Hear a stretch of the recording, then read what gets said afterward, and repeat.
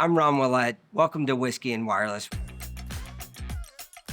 We're going to sit down with industry professionals, have spirited discussions, and talk about what shaped the wireless industry and why we are where we are today and where we're going to be tomorrow. So the last couple Mobile World Congress, right, in Vegas, I've gone and there's been a hurricane back here, right? And so I've had to make the decision as to whether I'm going to leave or stay there. So last year, I decided to leave. I think I saw you at the MEF party and the rooftop bar there, right? And we had a couple moments to speak. And then I left, but I left the team behind. And so before I left, they said, tell me about all the meetings that now we have to go to by ourselves because you're leaving. So I told him about the Infobip meeting. And one of the members of the team, she's like, that guy makes me a little nervous. Like, he's a little intimidating. And I was like, well, he was in the... It wasn't me. It was you, yeah. And I said, he was in the Brazilian army. And he used to go into the Brazilian jungle and get anacondas and kill them and eat them and do all this stuff. So she was really worried about going to the Infobip meeting last year. Good to know I have a reputation. Yeah, but you kind of ruined the whole thing because you guys... came to Denver, and then we did that presentation together. And I think you shared like a seafood tower with the team. And I was more approachable. Right, yeah, now they all like you, and all the intimidation's gone. But yeah, I thought it was funny that was the one meeting that they were the most worried about. So the Brazilian army, it's real, but never anacondas, never in the Amazon, never in the north of Brazil, for that matter. Quite the opposite. I used to live in the south of Brazil, lived there, from little grasshopper all the way to when they decided to move. But I stayed a total of 5 years in the Brazilian army. Oh, did you? I was doing telecom and IT. I was a lieutenant, got promoted to first lieutenant, finished my computer science degree, which the army was fantastic for that. I had a ton of flexibility. And then I was like, what am I going to do here? It's just... It was borderline obsolete in terms of the stages of where things were. And plus, I needed to make money. I felt like, that career, that stability, it was good for something, but it didn't match my aspirations, my ambitions. And, the rest is history, as they say. One day, I just flipped and I said, I'm going to see what else is out there. And I actually... gave notice to the army. I had already landed a job. I started working at I know regional carriers are near and dear to you. Oh, yeah. So back then I was working for a regional carrier that's now part of the Claro group in Brazil and in Latin America. So from there, I moved out of my home state from that point. After that, actually, went to Rio, lived there for 2 years working for Nokia, the phone company. I never did anything to do with the cell phones, but I was... They were so big in cell phones for a while. It's 45% market share, something like that. Yeah, and then just nothing, right? They don't even make phones anymore, do they? They licensed the brand, I guess. But they're still, surviving with networks, which was where I was... kind of doing my work. I saw a lot of synergies between what I did in IT, all my bachelor's and all my formation and my interest. You're deploying SMSCs, MMSCs, browsing gateways at the time. They're all using Unix systems, networks, and things that were very relatable to me. And I spent about 2 years in Rio, and I came to the US in 2001 for a training. Was just a couple of months before 9/11. I was in Dallas. Oh, wow. Was super hot. July. I mean, it gets hot in Brazil though too, right? Well, but Dallas was a different. It was comparable, especially there was winter time in Brazil, even though Rio is never cold. But flying in and kind of getting a car, and there were no GPS, no apps at the time. I just got a car, a printed map, and I navigated my way around. Was messy. And so I went back after that training, was kind of a competence transfer, deploying SMSCs, doing SS7, things of that nature. I went back to Brazil, 9/11 happened, I was like, holy frijoles, right? It's kind of scary. I knew I was far away when I was in Dallas, but still kind of, I think everybody remembers where you were, what you were doing during that time. And a few months went by and I decided that, I can never stay too quiet historically in my life. So I felt things were kind of getting too quiet. And I said, well, let me go check see what's out there. So without any sponsor or anything, I looked at the internal job market at Nokia. I found a role in Dallas for a technical assistance center that Nokia had at the time. It was a follow the sun kind of thing, Dallas, Singapore, and UK. And applied for the role. Out of the blue, they invited me for an interview. I did a phone interview first, did a second one. They said, could you come to Dallas and meet with us and see if you're a good fit and all that? And then the rest is really history because, I've been here in the US. So that was 2002. A lot of powerhouses came from Nokia too. Like I meet so many people in the industry that were like, I used to work at Nokia. You just see that on their resume somewhere along the line. It was a great company. It still, I bet still is. I still have friends and, former coworkers that are there that sustained, throughout the years. But been to Helsinki a fair number of times, including crazy winters there, etc. But what an amazing company, culture, etc. Obviously, something got lost. Right, I think so. Over time. I don't think anyone would disagree that it's not what it once was. Yeah, absolutely. But Nokia has a history of transformation. They were once upon a time doing tires and doing paper and boots and other things. And all of a sudden they became a powerhouse of mobile phones. So ups and downs. I think there's a lot of lessons for us in the industry of what to do, what not to do in certain situations. Right. Yeah. I don't want to suggest that they mismanage or anything like that, but obviously the proverbial could have, would have, should have. Yeah, there's a few of those. It's hard to lose 45% market share. Yeah. So you got to look back on the lessons of that. For yeah, sure. and the U.S. market, I think it's a big lesson. They were never 45% globally, amazing. But I suspect in the U.S. they never even got half of that. Right. They failed to understand the U.S. consumer, clamshells and all that. Right. Motorola was a big powerhouse. Razor, Yeah, you probably remember, right? Motorola Razor changed our little Clear Skies history because people started doing wallpapers and ringtones, and that's really the first phone that it felt like you could do something on. To me. And then, in 2007 there was this thing called the iPhone. A little Steve Jobs announcement that rocked the world. Touch screens, what are you talking? App Store, you're crazy. Yeah. And that created a lot of consternation with the Finnish because they were just like, they don't know what they're doing. They're going to get over their heads and all that. And well, soon enough, and sure enough, we found out that they had a plan. They knew what they were doing. We can see, now 17, 18 years later, it kind of transformed the marketplace for the better. But then you went to Cineverse, right? And you were at Cineverse for a long time, which is another company that was a powerhouse and, has a lot of people that you meet in the industry that are like, yeah, I used to work at Cineverse. And a lot of them are bounce back people, right? So I know, Brian and Danny Greer and those kind of guys that left and went back. And so, you were there for a long time as well. Yeah, I spent almost a full 8 years there. And it was a great company as well. I still think it is a great company, really good people. That's probably their best asset. Technology is solid and everything, but the people there are really, really strong. My former boss at Nokia went to Cineverse a few years before he hired me. And one day I had an interim step between Nokia and Cineverse. And I remember very vividly, I was in San Francisco for visiting a partner. And he called me up. He was like, how are things? And I was like, well, things are okay, but, always in ears open. I was like, well, funny you say that because I think we have a role at Cineverse with your name on it. And would you consider? I was like, well, let's talk. And sure enough, we reunited. It was a solid partnership we had at Nokia. Then I started with Cineverse and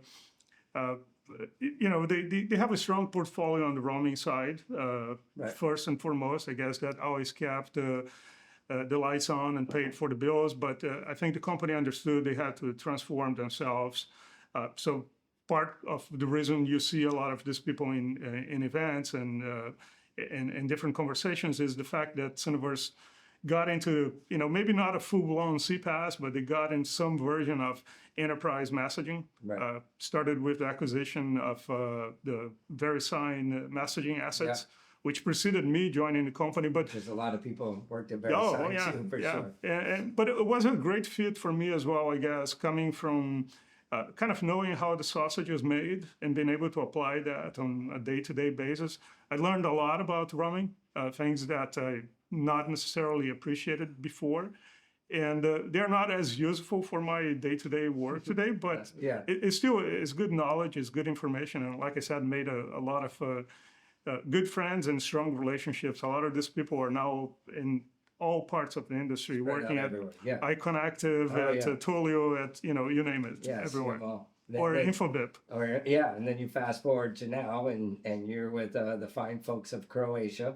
So Infobip is, my little history with them is they were an aggregator of ours. They were small. They were, giving us a couple $1,000s a month or whatever. And then all of a sudden the news broke that they bought Open Market, who was the 500-pound gorilla, whatever you say, in the U.S. And I was like, there's no way that story's right. Like, there's no way Open Market didn't buy Infobip. But then you look globally and you're like, oh, okay, well, this is a really big billion-dollar company that I've just never heard of before. So we started doing business with Infobip, and then you moved over there. And then I got to go to Croatia, and that was really cool, to Pula. Have you been to Pula? Once or twice or 7 times at this point. It's great though, right? It's a great place. I mean, the culture of the country, the culture of the company, credit for the leadership and the way Silvio and his team built the company. It's very informal, but at the same time, very intense. And you can see that on the results. You can see that on the way we approach things. Very friendly, very formidable type of technology. When you have about 30% of your company dedicated to engineering, you can say, not only you can say you move fast, you really move fast. You really do, yeah. I know a lot of people talk about agile development. I think we live that day in, day out. Best example, when I joined, Jeff working with me there, I inherited a team, and Jeff was probably the first one to get introduced to me. And there was a conversation going with a tier 1 in the US. And we had to develop some custom features for them in order to meet their requirements. And I had a lot of luggage that I brought from my previous past lives. And it's always, it takes 6 months, it takes $1 million of commitments and all that. Yeah. And I went to engineering, product, representing engineering, and I said, look, these are the set of requirements. Do you think we could do this? They looked at that, they give a response tomorrow. So, there's time zone differences. A lot of our engineering power is at headquarters. The next day we get back together, they're like, you think they can wait 2 weeks? I was like, are you kidding me? Yeah. 2 weeks? It's like, well, we can try to accelerate, but 2 weeks would be good. I was like, dude, 2 weeks is music to my ears. I can sell that, right? Yeah. And I mean, it's not always going to be like that, I guess, right? It's not maybe the perfect example that I got to use there. But very quickly, anytime you join a new organization, you have that honeymoon phase. Oh, yeah. That was happening during my honeymoon phase. I was just like, perfect, right? If I had any doubts that I had joined the right organization, it all went away very quickly. Yeah, see, I love it that you've made decisions to go different places, even different countries, right? So I really never did that. My parents moved down to Florida in 1985, and I just, me and my brothers and my parents have all stayed here. We're all still here, right? Call me a risk taker. Yeah, I guess, and then I did radio until I got fired, and then I decided to do Clear Sky because I needed a job, and 21 years later, here I am. So I'm not one of those that have bounced around or made, and bounced around could be negative, but it's not. You've made decisions to improve, where you are in your career, and I think that's cool. I love stability and continuity, right? Mm-hmm. I think those things are sometimes underestimated. You can read all kinds of things. People take 6 months to learn the culture, to become productive. At 2 years mark, they're really, at the top of their game. I don't know if those statistics are correct or not. They probably speak to, different cultures, a blend of different skills and all that. But I love stability. I love continuity. The changes that I made were, for different reasons. I guess moving out of the country was by far the biggest. That's got to be a big one. Yeah, I had to sell to my then wife and to my parents, and to both of them. I said, "Look, I'm going to use one simple rule. Is the rule of regret. If I'm going to regret about something, it's about something that I did do, not something that I didn't do. Right? Yeah, I didn't want fair. to be with that thing of like I could have, I should have, I had a chance and I chose not to. So obviously you do that with a certain measure of the risk, right? Of course, Things could go wrong, and it was easier at the time, no kids and all that, moving out of the country. Kids ruin everything. I mean, that's really what it comes down to. That's what you're trying to say. I get that. Well, look, No, I'm just kidding. Yeah, read between the lines, Yeah, but it was easier. It turned out to, here I am 23 years later. It's Yeah, going to be that's awesome. in October, 23 years. No regrets. I still go back home. I miss things from Brazil and all that, family, friends, Speaking of that, so the research team here at the Whiskey and Wireless podcast, right? We have a Very sophisticated we organization. have a robust team, as you can see around here. And they sent me a little thing last night, so I don't know how true it is, but do you like run and crazy marathon stuff, and you bike like 50 miles and mountain races and all this, and you were interviewed by the Dallas Times or something? It might is have all of this happened. true? Yeah, it might have happened. I paid $1, by the way, last night, 99 cents to get access to the article about you. Oh But my it's- God. Yeah, isn't that Yeah. crazy? So do you still do that? That was 2018, I think, Well, if I remember. you can the see article. by my fitness that I do less and less. But I love endurance sports. It's something that really keeps me centered. Some of my best business ideas came out during a run or a bike while you're struggling. Endurance teaches us, I guess, a lot of things. So I did a few triathlons, including a couple of Ironmans. Back in the days, I feel like Now you're back to intimidating again. You see that? I mean, I've never done that. If I can do it, anybody can do it. Yeah. That's my mindset. Right. It actually translates really well for work. I mean, I'm not a ruthless kind of individual, but I think if you put your mind, obviously you don't go from the couch to run a marathon, right? Yeah, You need it to takes a lot of build work. that. Yeah, for sure. And I think work is the same way. So that mindset of kind of not believing on the shortcuts. I do believe there are some shortcuts there, but you work your way all the way, the proper way to get to business outcomes. If you think of a marathon and later, 100 miles like I did in probably the article you read from the Dallas Morning News. Crazy. It is crazy. But, if you... I'm glad you acknowledge it. Yeah. if you piss meal, right, you're not, you're running... You go to the next light pole. You go to the next, milestone that you see out there. To me, it's just a fantastic way to test myself. I learned that back in the Brazilian army, first and foremost, is like mind over body. There's a point where, if your mind is telling you can't do it, you lost. Right. If your mind is there saying you can do it, I believe, it's doable, go get it done. Eventually you find a way. Again, everything with a proper planning and measure, right? I'm not suggesting that you start signing up for 100 miles. Yeah. Well, I did tomorrow. a couple years ago. I did a 5K every day. So from my house to the front of the neighborhood and back is exactly 3.2. And so I was doing a 5K. 3.1 is 3.165 or whatever it is. But anyway, I was doing a 5K every day, right?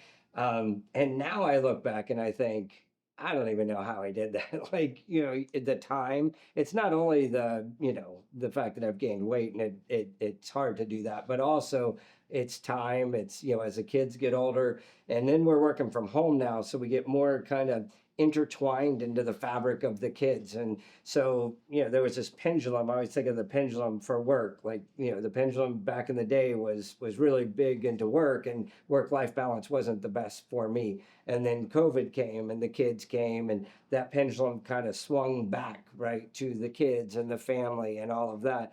And now, it's swinging back hard towards work. I mean, I see you and a lot of events, and that means I'm at a lot of events. I go to a lot of events that you aren't at.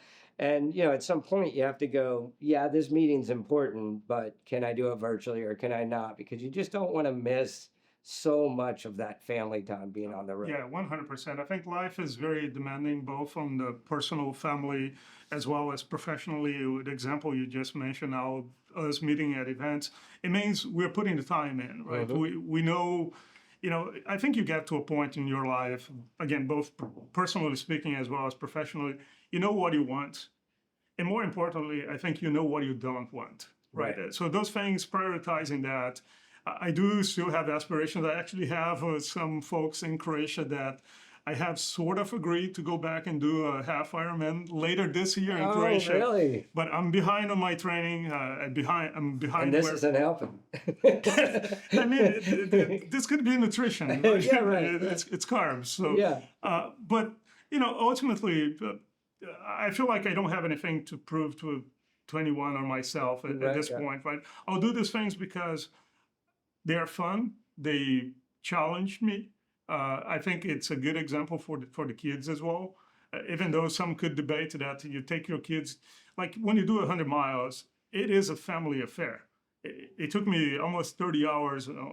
This is over the mountains in Colorado. So it took me like literally from the time you're starting all the way to the time of the last cutoff. It took me almost the full time, which is a full 30 hours. You have little people there. At the time when I did, I had a 2-year-old boy watching that. I don't know that he understood what I was doing, but he probably saw me. But he's going to look back. He's going to know that and see that and read the same articles I did. Hopefully. You'll pay him the 99 cents. The internet will maintain those things out there, so hopefully he'll have at least 99 cents to read it. Well, that's what we're all working for, right?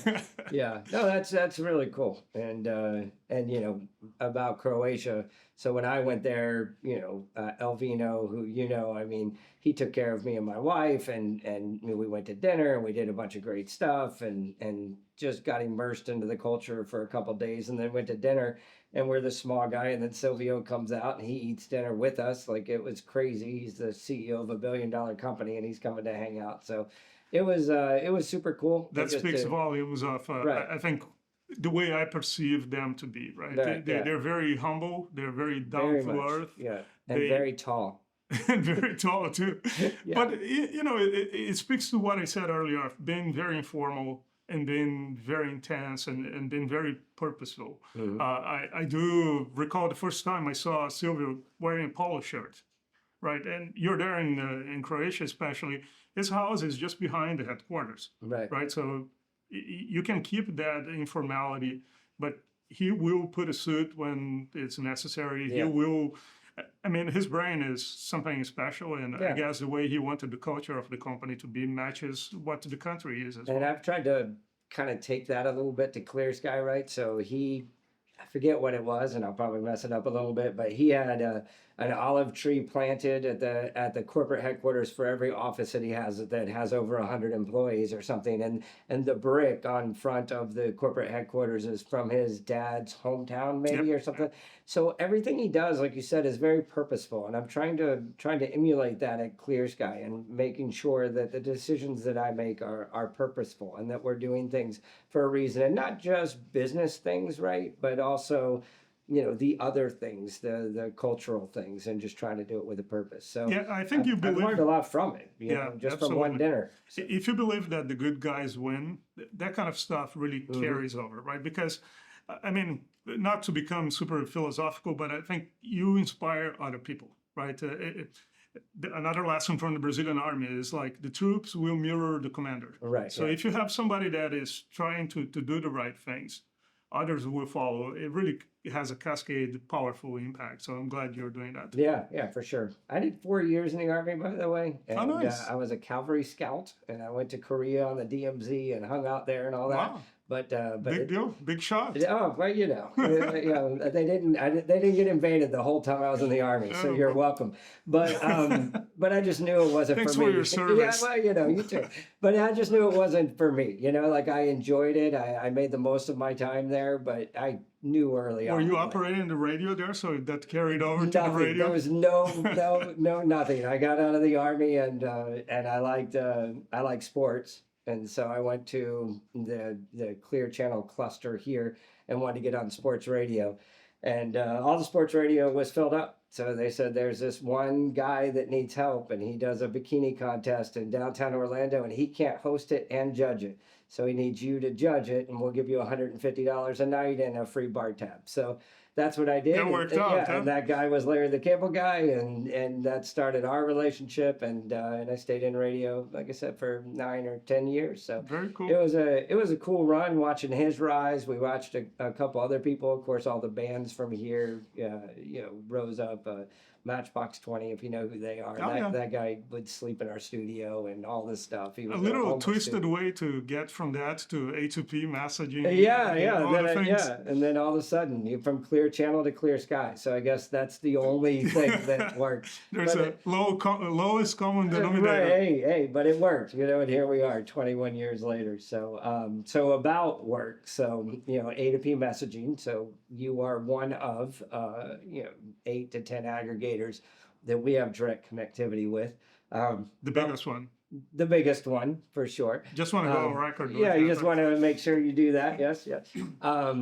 But then, now RCS comes along. And I know you guys are working a lot with RCS, Rich Communication Services. It's basically having an app in your inbox, so instead of getting a text with a short code or just, saying whatever, it's going to have the company logo and verified. And what do you think that's going to do, for the U.S. market? It's a big deal, especially because the U.S. lacked of a predominant over-the-top channel, rich channel. WhatsApp and Exactly. Line and all those things. Yeah. I think there's a lot of you can say this about a lot of markets, but the U.S. is truly unique in many ways when it comes to this.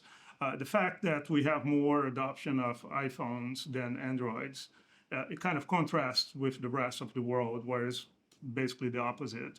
And the fact that Apple has announced and now supports RCS, rich business messaging as well, it's a tailwind for the industry, for us, for the brands. For me, that was the big one, right? Yeah. So we stayed on the sidelines for 10 years, right? Until then Apple said that. And then it was like, okay, now we're in. Now we're willing to throw our chips in.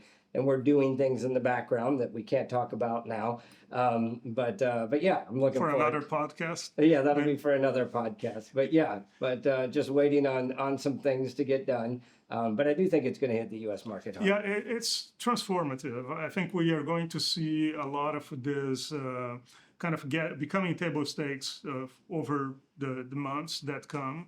There's going to be, we are going through the proverbial crawl, walk, and run. Right, for sure. I don't want to kind of estimate exactly when we're going to be running, but we are seeing the adoption. We are seeing the early, the pioneers of any channel, right? Any technology really taking over.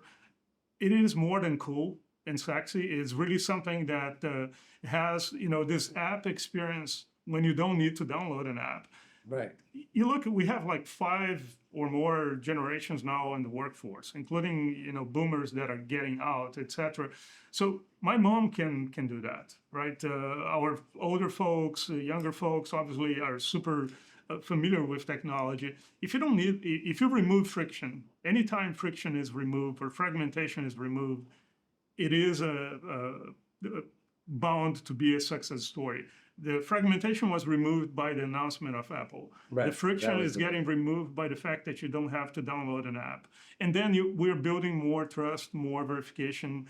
I think that's going to be a big deal, right? When I think people that see that today, they will be still a little surprised, but pleasantly surprised. I think over the months, we'll see that becoming table stakes in the sense that you'll see less of a 5 or 6 digit or a 10-digit long code as the sender. Right. You're going to be able to see the brand. You're going to be able to recognize that logo, and that's a big deal. That's going to make a big difference. Yep. Because, especially with the recent presidential election, but even after that, I mean, you get so many texts now, and it just can't be bombarded that way because it's such a great channel that we just have to keep it clean. Yeah, I think we generically feel like RCS is a premium kind of channel, both from the cost of running the channel, but also for the conversions, for the KPIs associated with that. The fact that you know who you're dealing with, and the conversational aspect. Right. It's very difficult to establish a conversation between a brand and a consumer over SMS or even MMS. MMS, it's also a unique It's an thing of the afterthought nowadays. Yeah, it is. Yeah, yeah. So we'll see, but I'm thinking, we are seeing the very first ones gaining traction.